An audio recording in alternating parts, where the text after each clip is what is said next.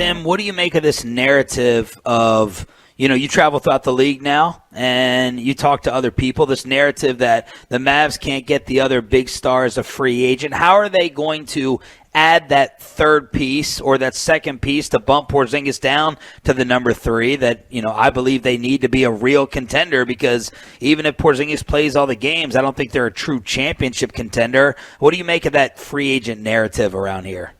Yeah, I think that narrative is a bit overblown because I think it's based in large part on them trying to recruit free agency when Dirk was headed towards or in his twilight.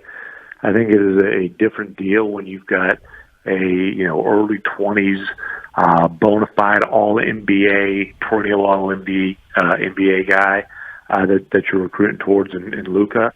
Having said that, there's not a superstar available in free agency this year. I thought that if Giannis would have hit free agency, could have been really interesting, and the Mavericks could have made a case that would have been his best fit to compete for a championship. But that didn't happen. You saw all these guys sign extensions, and so I think the bigger problem is not necessarily the Mavericks' ability or inability to recruit free agency, but the fact that this crop doesn't have that guy. Probably the most realistic targets in free agency this summer in terms of impact guys are restricted free agents who aren't stars. Your John Collins, your Lonzo Balls, and I think an argument can be made that the Mavericks need to worry about keeping Tim Hardaway more than they need to worry about trying to sign one of those guys whose teams can decide to match an offer.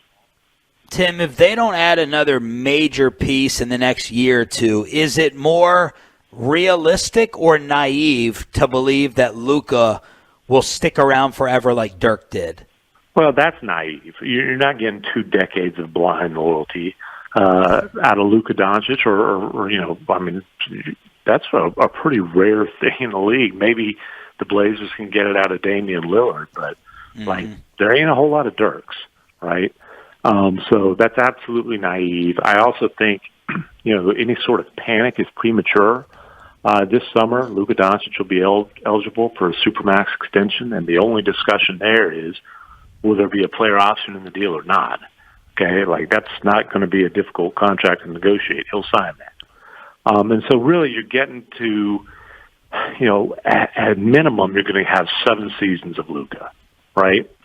This is year 3. So now, having said all that, the fact that he is as great as he is already, and the fact that he's good enough to give you a chance to win a championship, that puts a sense of urgency now, because when you have that piece, you've got a chance. You've got to try to maximize that.